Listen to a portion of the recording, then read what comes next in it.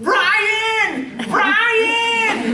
You've got to come here! I've got something for you! It's the registration for the Elmwood Royals football camp! You've always wanted to play football and you wanted so badly to be an Elmwood Royal. Now is your opportunity.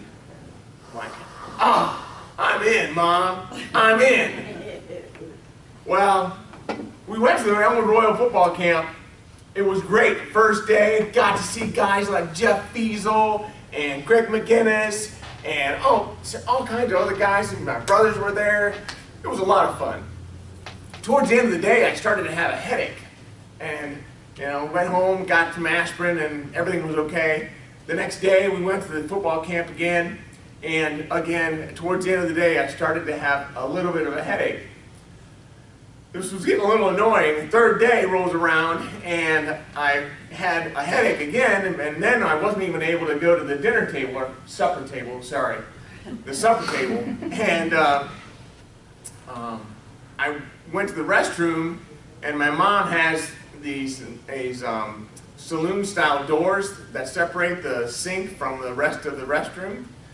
And all I remember is walking in as I was not feeling well, and all I remember seeing is those saloon-style doors. I passed out.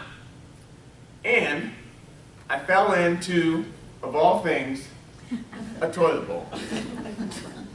Of all things you had to fall into, you have to fall into a toilet bowl. Well, that's what I did. That's what I did, and they took me to the emergency room at Wood County Hospital, where they quickly determined that we're not equipped for this sort of thing.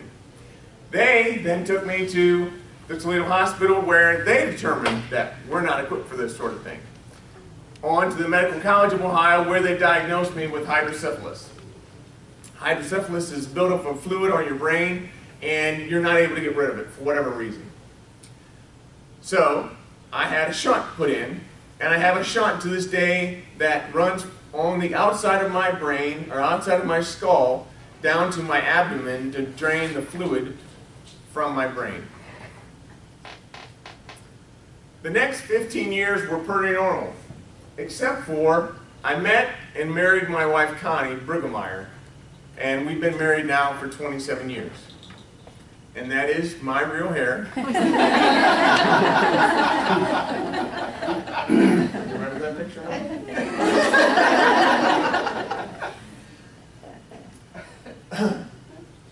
Then 1992 rolls around, and I had numbness on the right side of my body. It was a strange thing. It was numbness down the entire right side of my body.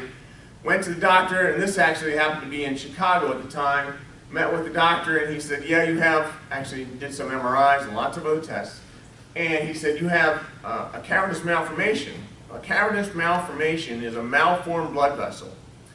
It can form anywhere in your body. Mine just happened to have formed in my brainstem. And there wasn't just one, but there was two.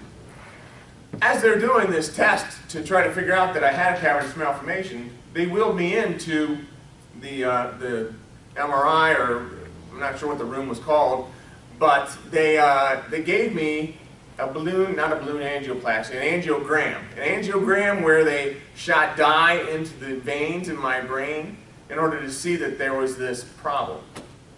As they're wheeling me into this room, the nurse looks at me and she says, because I was awake at the time, she said, wow, this is amazing.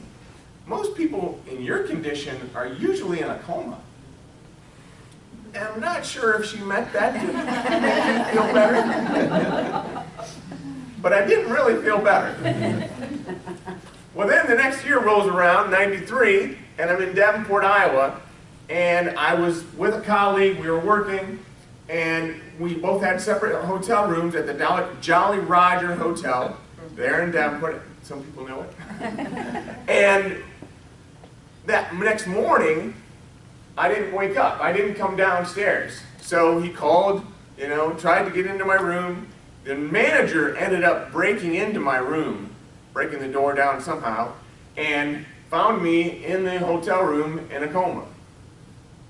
I was taken to the ER at Davenport, Iowa, and they quickly determined that we're not equipped for this sort of thing. my mom and dad were in Branson, Missouri.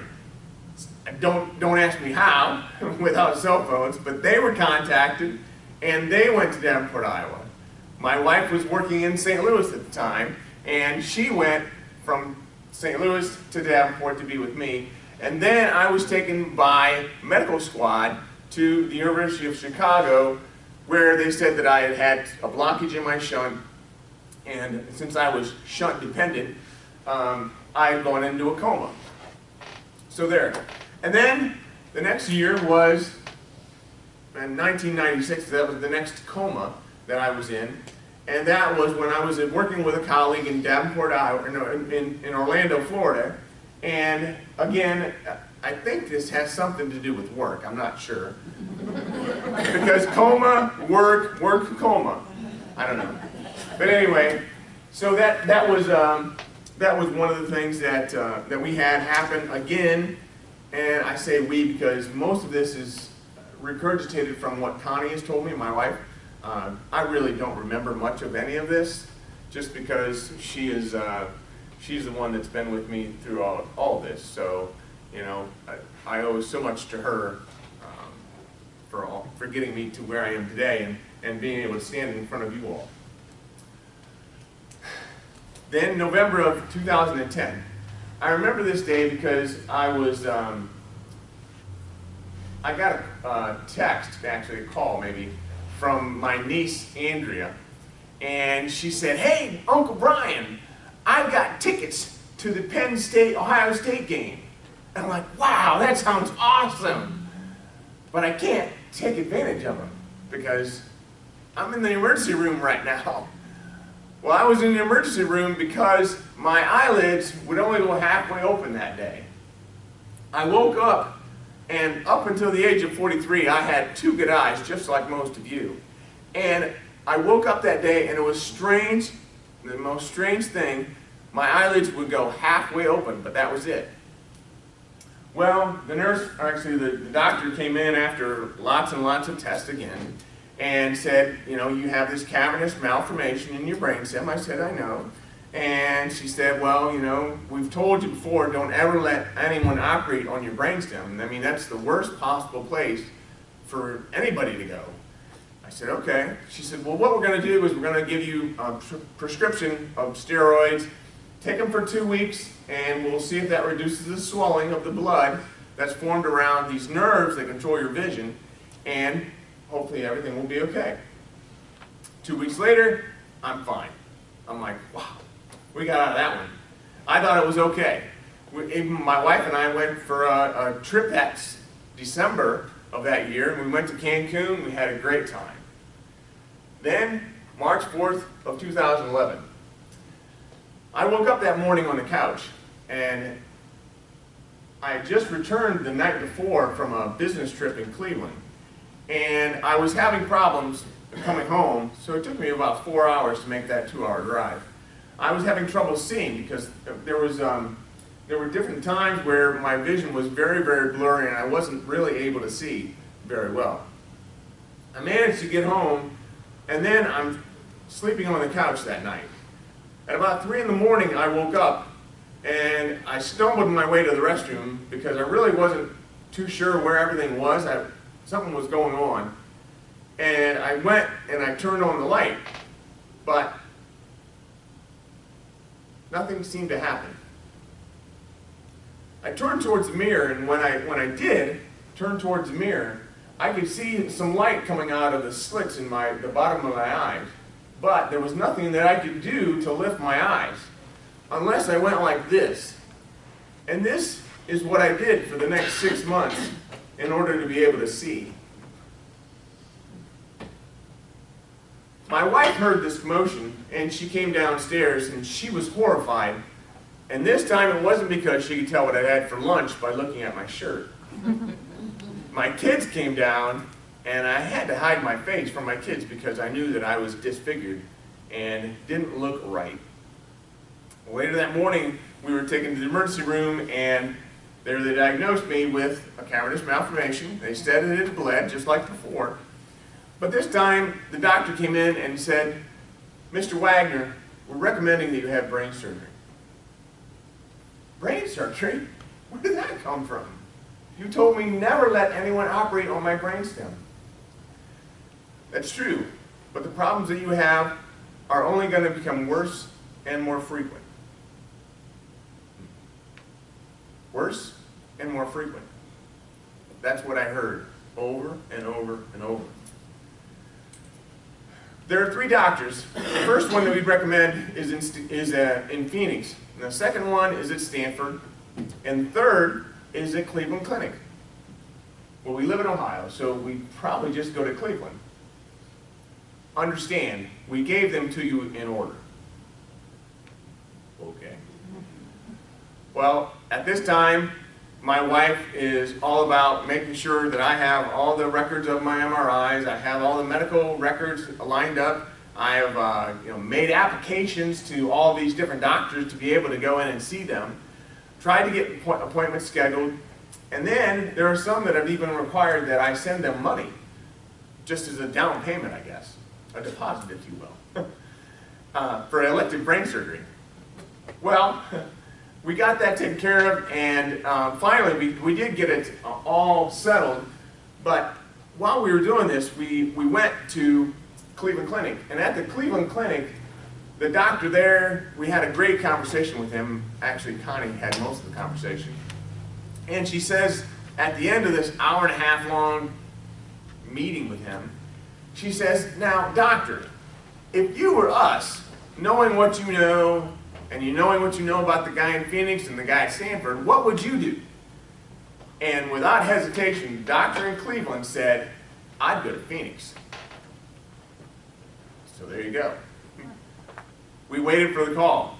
And that's when we got the call from Barbara at Dr. Spetzler's office in Phoenix, Arizona. That was a great day because she called and said, Dr. Spetzler has approved you for surgery. But he also wants you to know that there's a 50% chance that things aren't going to improve, that they'll stay the same. Well, there's a 25% chance that things will improve. And then there's the other 25% chance. So we didn't really talk about that too much. Although my wife wanted me to have that conversation with the kids, I refused to accept that other 25% chance. We were happy. We were elated. Then, the next 2 weeks seemed like 2 years because we waited for when we could go and have surgery. And all I kept hearing in my head was worse and more frequent. Worse and more frequent. So most of my days were filled with me sitting on the couch or laying on the couch, lots of Maker's Mark, and that's true, just being honest. And my son had an iPod Shuffle, and he had songs on there like the Beatles and Dire Straits, and Guns N' Roses. He had lots of classics on this iPod. So I would listen to that most days, and that was how I spent my days because I couldn't see. I was blind, literally blind, for the next 6 months, unless I opened my eyes and I could see images. But still, that you're considered legally blind. Well, dealing with all this really didn't matter too much to everything else because through all that, life went on. Simply life went on. My oldest son was 16 at the time, and he was finding out what girls were. That was a whole experience. My daughter was 13. Have any of you ever had a 13-year-old daughter? Or been a 13-year-old girl yourself? So I say no more.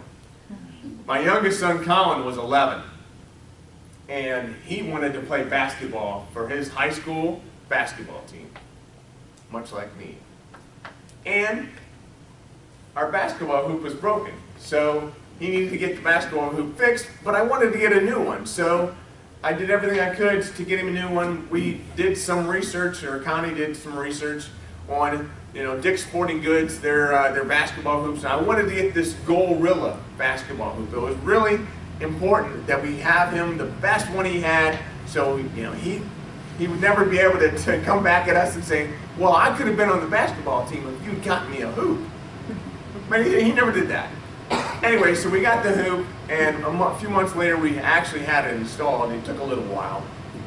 But as we're going to get the hoop, my wife had laid out some coupons, County had laid out some coupons, and different research that we'd done. So, again, I can't drive, and she didn't want to go to Dick's and worry about a basketball hoop. She had lots of other things to take care of. So my friend Eric came and picked me up.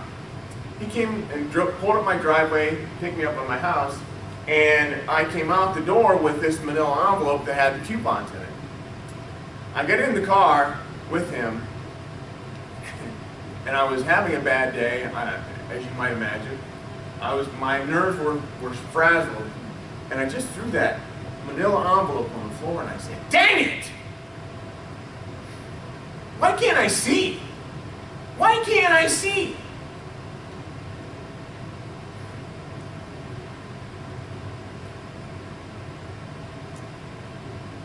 That trip to Dick's Sporting Goods was a fire. There was nothing to say. Nothing for anybody could say. Nothing to be said. Like I said, we went and we got the hoop, and a few months later it was installed. But that was the low point in all of this. Being blind, knowing that I wasn't, not knowing if I was ever going to get my vision back, and not knowing what my new normal was the worst experience of my life. So, like I said, we got the hoop. March 29th of that month, we flew to Phoenix, Arizona. And on April 1st of 2011, April 1st, no fooling, I had brain surgery by this doctor in Arizona. I was fortunate that I had a number of people come out and join me. But that afternoon that I had brain surgery, I was actually able to walk the hall.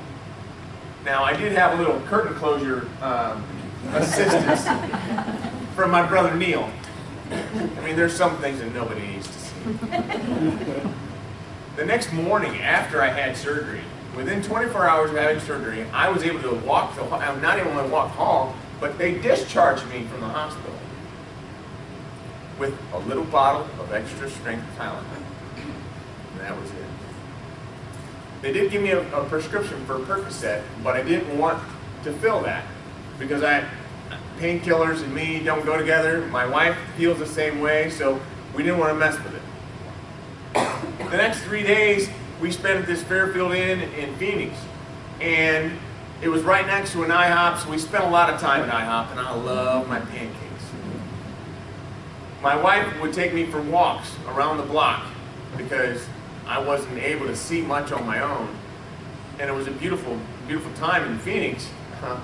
It kind of felt like we were on vacation, but we were not on vacation, that's for sure. It was a really difficult time, but we did get through it, and she helped me around those walks on the block. Oh, and they even gave me a copy of the procedure. So my surgery, they recorded it, and they showed where they actually picked into my brain and pulled out this little cavernous malformation, a little white thing. It was really strange. Now, I do have proof, other than that. I do have a scar back here that shows that they picked my brain, so that's one of those things that has changed for me, and we'll talk about that in a minute. Got on the airplane back home from Phoenix, and I was nervous, so I said, let's get the prescription for Percocet filled. I wanted to be able to just take away as many other obstacles as possible because I knew flying up into altitude and there may be pressure, I wanted to, have as much taken care of as I could. So we did get that prescription for Percocet filled. I walked the bridgeway onto the airplane and thought everything was okay. So I'd taken some of the Percocet at this point. We got up to 30,000 feet, and I forgot to tell you that I'm the one that made the reservations, and again, I can't see much, so I got first-class tickets. How about that? So we got on first. Well, not only that, I had bandages and I looked like a mess, but got on the airplane, got 30,000 feet in first class. They gave us a meal. And as soon as they gave us that meal, I began to give it back. Literally. For the next 4 hours, my wife sat there next to me, as you can imagine. Sat there worried about my brain and what was happening, worried about my sutures, worried about just everything going on. So she got them to have a wheelchair there when we arrived home, and my friend Pete came and picked us up at the airport and took us back to home, where I laid in bed for a couple of days, and then we figured out that the reason why I was having sickness was due to the Percocet. So we went back to extra strength Tylenol, which was great because all I wanted to do once I got back home was to get back to normal. I thought, I've had surgery now, this is going to be it. I'm going to get back to normal. I'm going to get my eyesight back. Well, I showered and shaved every day because I was hell-bent on getting back to normal. Didn't matter that I had nowhere to go, but I still got up and I showered. I'd come downstairs and I'd look at my son Colin, who was 11, and I'd say, Colin, how am I doing? Are my eyes getting more open? Because I needed validation from somebody. And he would be always like, Dad, it's good. I think it's getting better. Every day. I mean, that sort of sense of encouragement from an 11-year-old was really phenomenal. But anyway, when I got back home, they told me that I could go see an ophthalmologist within 3 months once the swelling on my brain goes down, and they may be able to help me with my eyesight. So I'm like, okay, I'm going to do that. Went and saw the ophthalmologist. He's like, I've got an idea. What we're going to do is we're going to move the muscles around on your eyeballs. So what they did is they pulled back my eyelids, and they went into my eyeballs, and they took the muscles off, detached them, and they reattached them.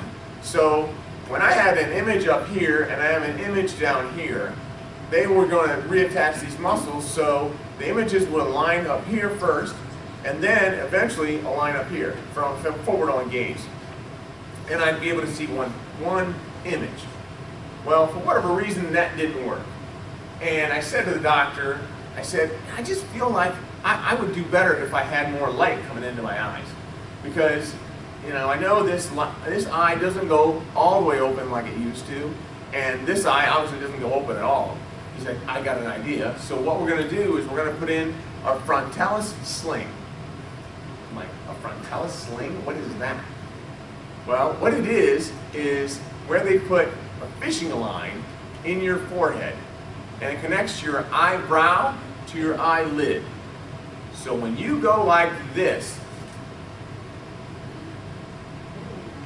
both your eyes come open. That sounds great until you go back to the fact that I still see double. So I see an image here and I see an image here. As you can imagine, that wouldn't allow me to drive, so I don't use that too much when I drive at all. But we got that taken care of, and that's where we are. I mean, this is my new normal. So now, the question that I always get. I am a nice guy, but no, I'm not weak.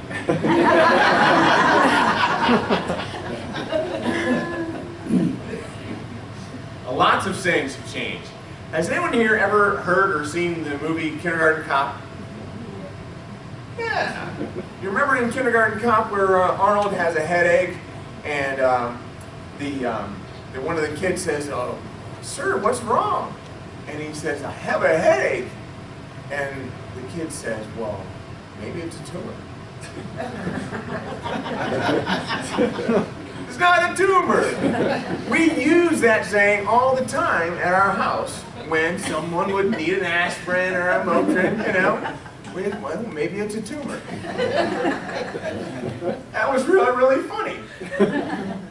For a long time, until somebody had a tumor. And this time it wasn't me, it was actually my wife Connie. Not a brain tumor, but a tumor nonetheless. And now she's actually, thank heavens, she's through all that, everything's fine. But, you know, it changed the way that we heard that saying.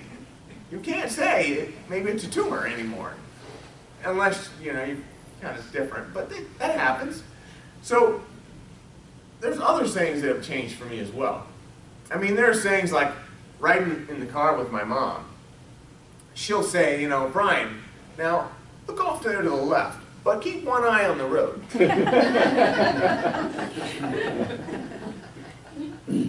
Golfing with my brother Dan. He's in the woods because he's always in the woods. And he says to me, hey, keep an eye out for it.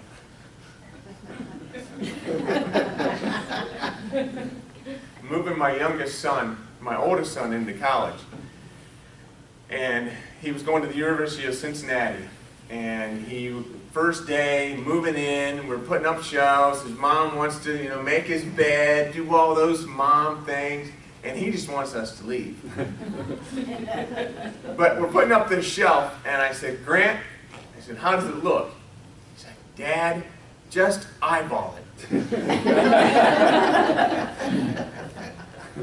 It changes the way you hear things. And then, so people that want to pick my brain, I don't like that.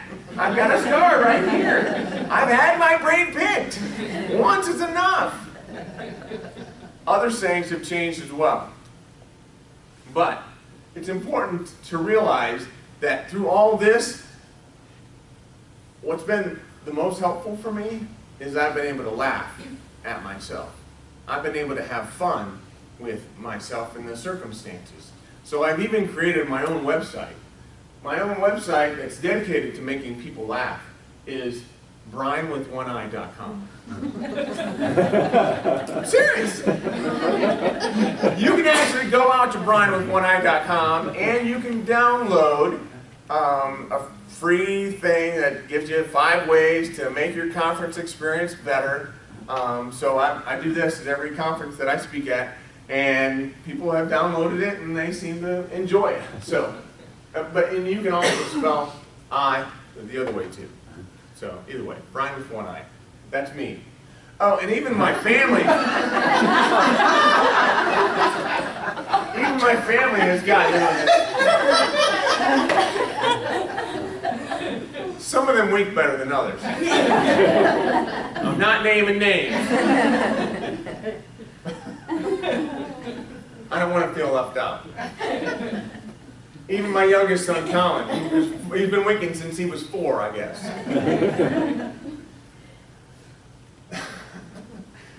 So we come back from Phoenix, and my wife says to me, she's like, let's go for a walk. You know, it's beautiful outside. Just want to get outside and, you know, go for a walk. So when I think she says go for a walk, she just wants to go for a walk. She wants to hold hands, whatever that. You know, no, she wants to go. She wants to exercise. I'm like, oh, well, I didn't realize that. So she ended up pulling me most of the time, holding my hand as opposed to me holding hers. But then we get to a point where there's this sidewalk, and it changed because I need to identify that this sidewalk is treacherous. You know, there's that curve, there's the you know, different levels, there's people coming from one way and people coming from the other way. It's all changed. But she helped me through that. She held my hand, and eventually, over time, I was able to hold her hand. And we even got caught in the rain. Oh.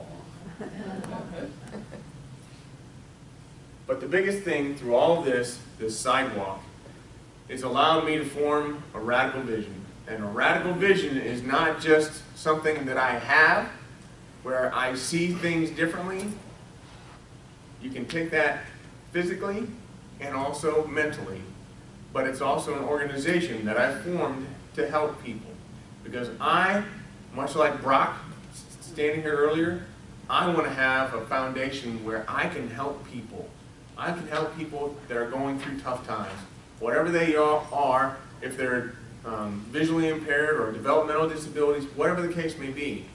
That is my initiative, and that's why I formed the organization.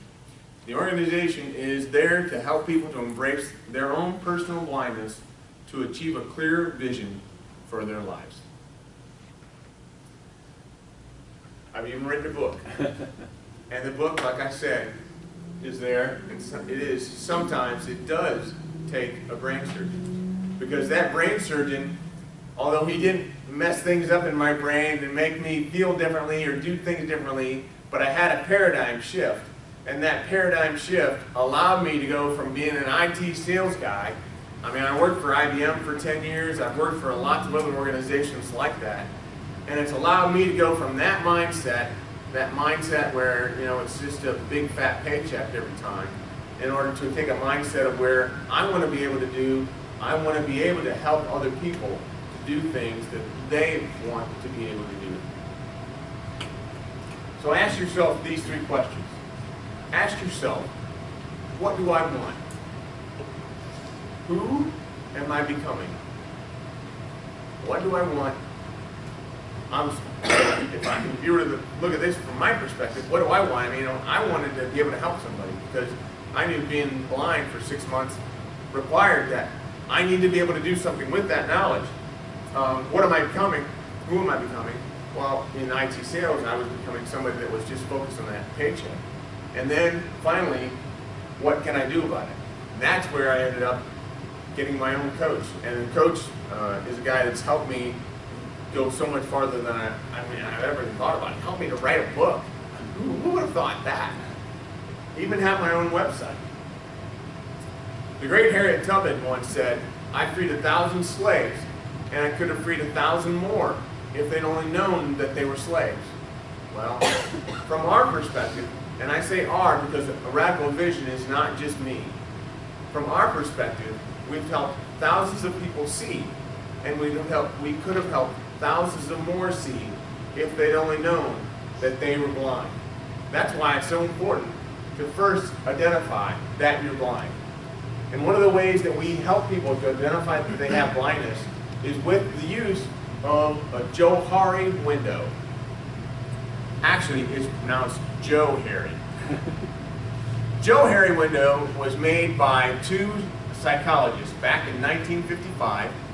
Their names happen to have been Joe and Harry. Thankfully, Harry didn't get top billing.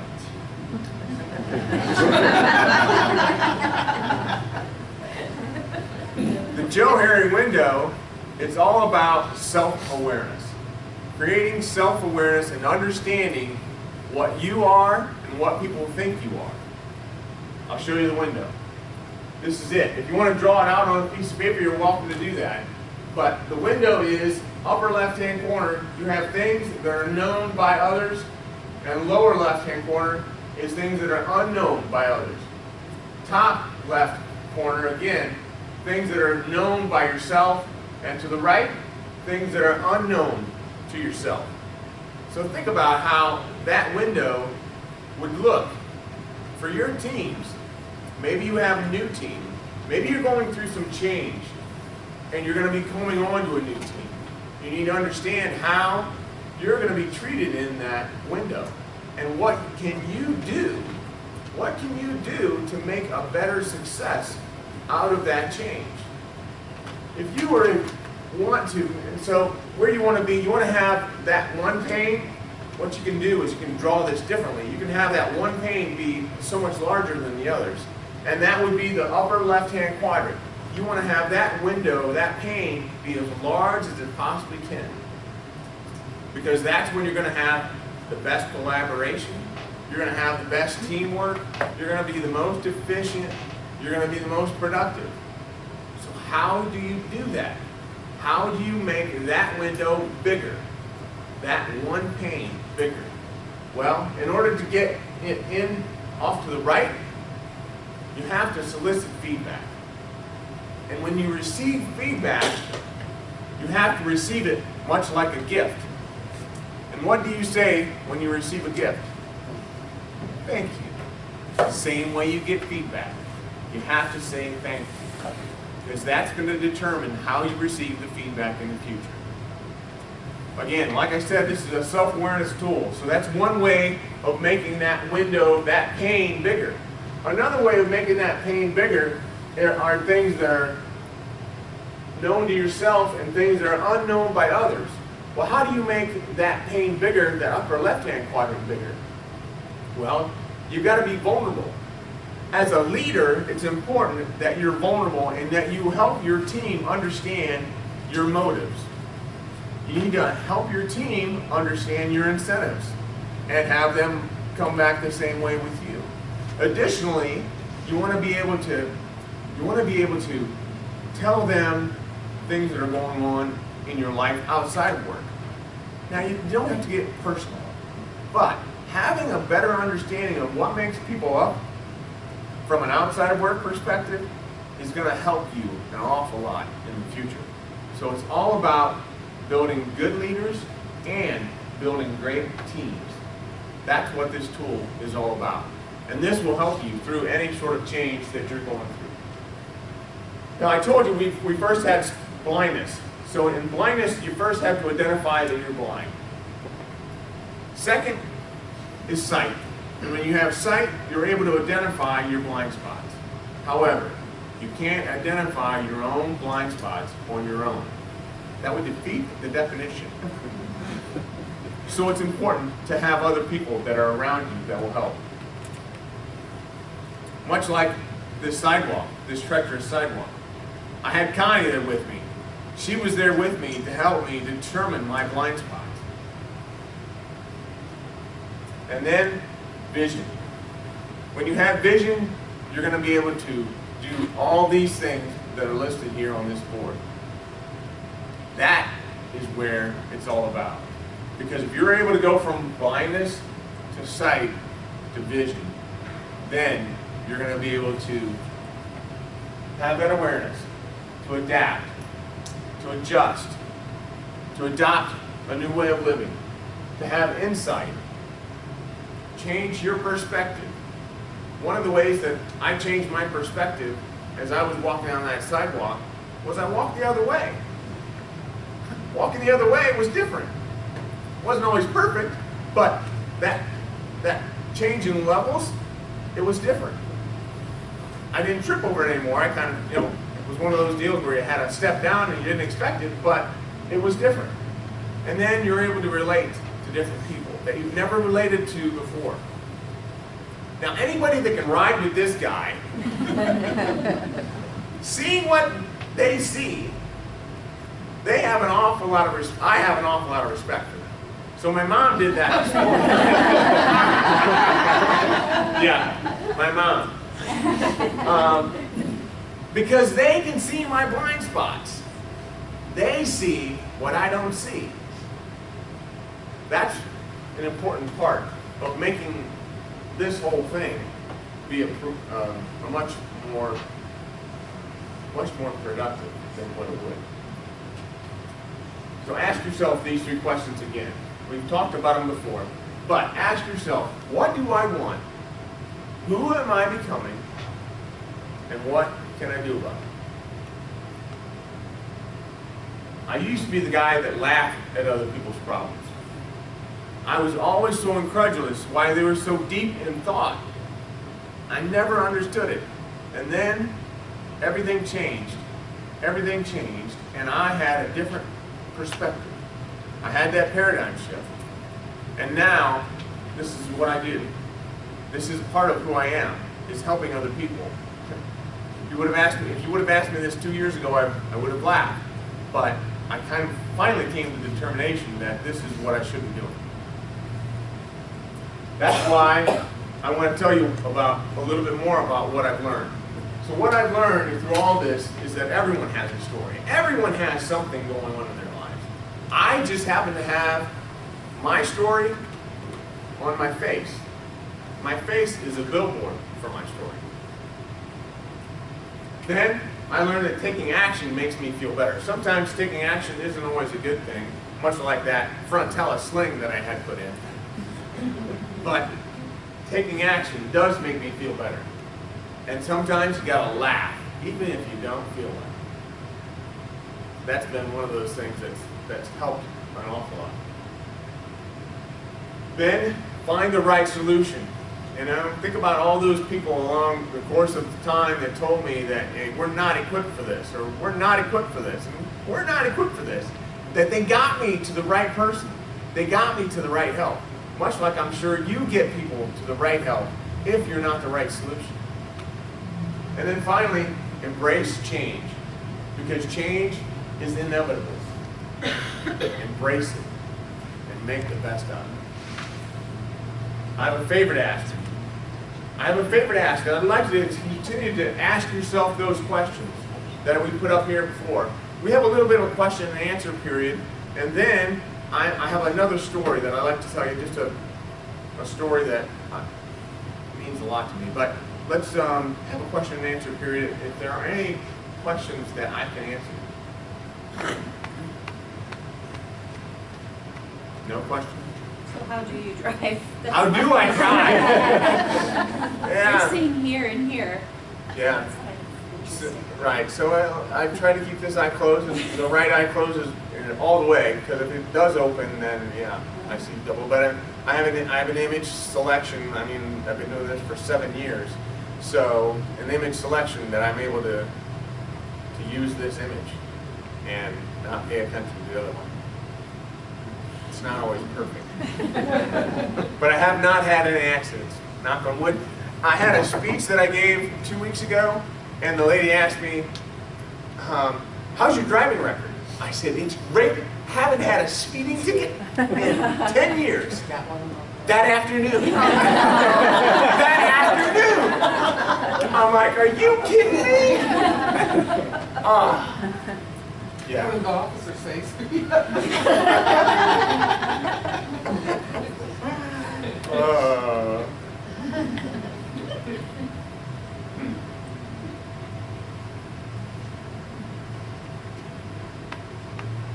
So do you have other equipment that helps you with your vision, like when you drive? No, I don't have any other equipment that I use when I drive. I used to have a patch that I wore when I was working on the computer. I had the resolution on the computer blown up so I could be able to see it. I don't have to do that anymore. I mean, I lost all my eyebrows because the adhesive on the patch would continue to rip the eyebrows off. But no, I don't do any of that anymore. It's a good thing though, because sometimes when I drive, I don't judge 3 dimensions very well. So it's really nice because they have these disposable mirrors on my car. Well, maybe they're not disposable. I've had them replaced about 3 times. My neighbor's getting tired of replacing them. But toll booths are nerve-wracking, and that's just one of those things. So I have to continue to try to watch how I'm doing that. But no, I don't have any other equipment. And do they ever expect the condition in the brain center to come back? Or is that just totally there? Well, they took the one cavernous malformation out, and they didn't think that anything would ever happen with that. They didn't think that it would ever bleed, but it did. The other cavernous malformation is in there. At one point back in '92, they told me that I, just shouldn't lift weights or, be a weightlifter. So that's mean I haven't been able to do much housework. I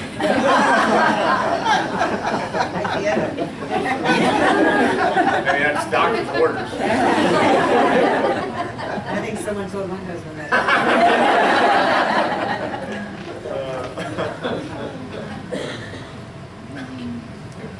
You gotta laugh. Anything else?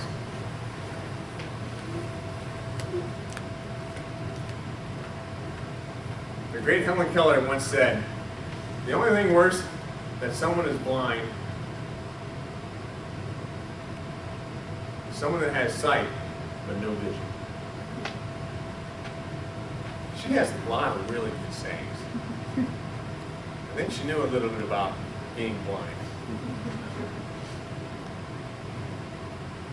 It's speaking of blind, the visually impaired are a group that I've been working with here quite a bit over the last few months.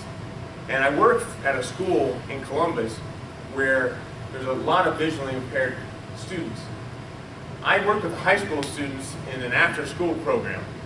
The after-school program is designed to help kids have something else that they can do outside of school, but that will teach them some things, teach them how to live after school, after they're out of high school.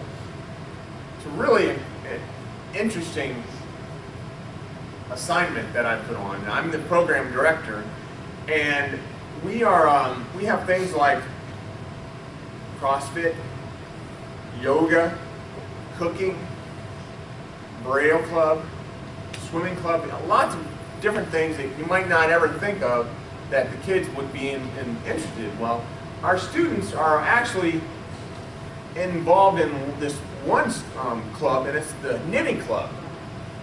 Yeah, knitting club. Believe it or not, I'm a knitter, Mom. Yeah. I've heard that yeah before. That means yeah, right. Anyway, in the knitting club, we are trying to help the kids because they wanted to knit. They wanted to be able to knit something for their parents.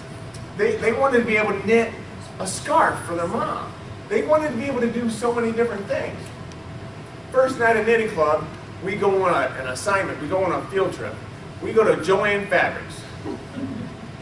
Joanne Fabrics with visually impaired. How many of you have ever been to Joann's? Yeah, wow, quite a lot. My mom was one. Well, at Joanne Fabrics in Columbus, there's an entrance on the front right of the store, and the knitting supplies are in the back left. So we had to weave our way through the store in order to get to the knitting supplies. Once we got there, the instructors had special instructions for us to get the largest yarn possible. The largest yarn possible allowed the kids to be able to knit better. Then there were the needles and sometimes the looms. So there's a modified loom that the kids use in order to be able to knit. They were having a great time picking all this stuff out. But I was amazed by some of the students. They wanted to have a certain color of yarn. It's really very interesting why. They wanted to be able to have that certain color of yarn because they were going to knit it for their mom. They were going to knit a scarf for their mom. Or maybe it was a hot hat. Maybe it was something smaller, maybe it was something bigger. But they wanted to be able to have something that they could produce. Because at that age, being visually impaired, they haven't had much chance to do that. So we got the supplies, and as I started to think about the supplies that we'd gotten and what we were doing with these students, I began to think how that yarn really, really represents our life.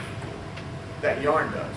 And the needles and the looms that we have represent the different events that we have in our lives.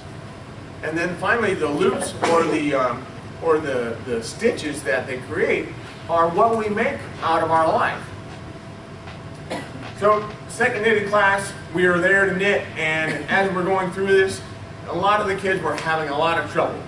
So we had this modified loom set up for some of the students to be able to do this knitting. And what you do when you knit, first you have to cast on. Are there any knitters here? Okay. So oh, there's one? Okay. So you cast on, and then you cast off, right? So when you cast on, you have to, I don't know how you do that, but I'm going to go right to the stitches.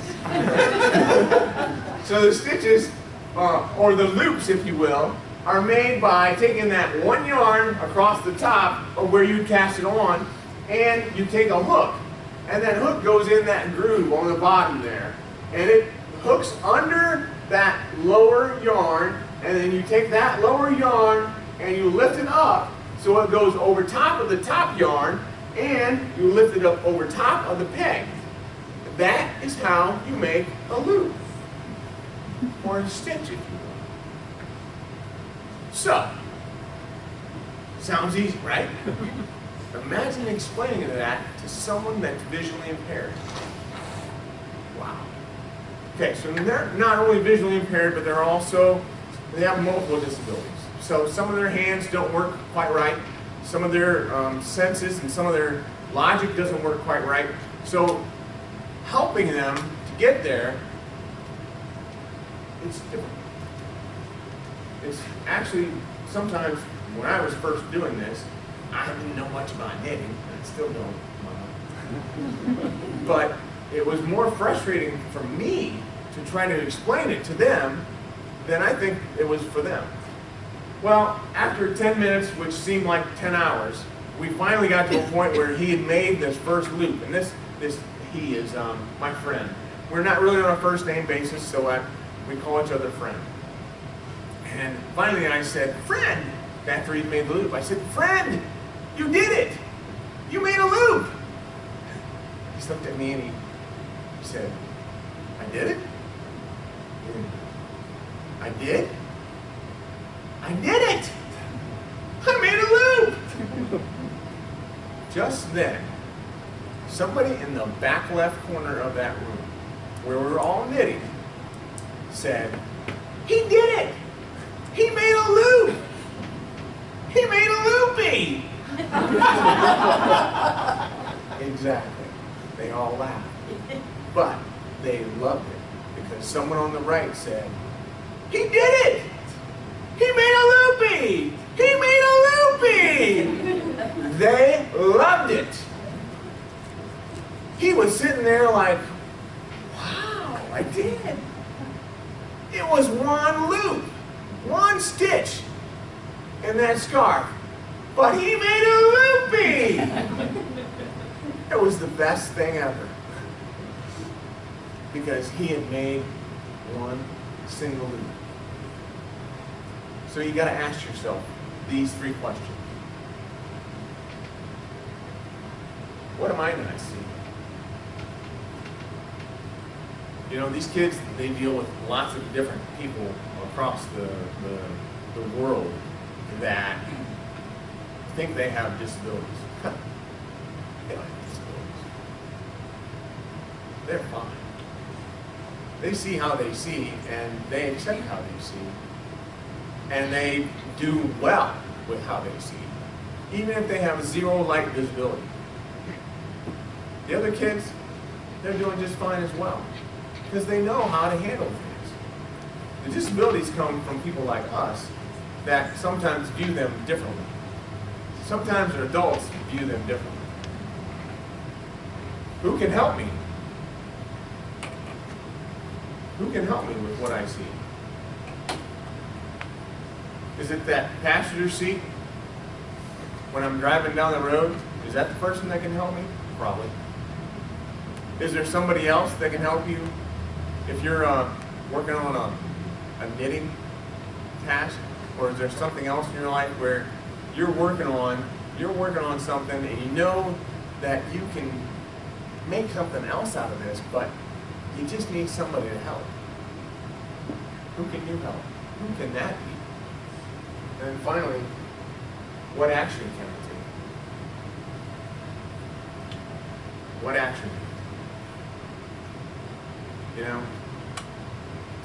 I think of the action that I've taken, and it's not always been perfect, but it's always been helpful because I've taken the action. At the same time, I've been able to laugh, and I've been able to have fun, and I've been able to think about a lot of different things, a lot of different ways that I never thought of before. One of those things that I think about is how people spell their name differently. Isn't it strange how people spell their name differently? You know, there's Teresa over here, and her name's spelled with an H, but there's also Teresa without an H. Well, there's no mistaking how to spell my name. My name is Brian, and that's with one I.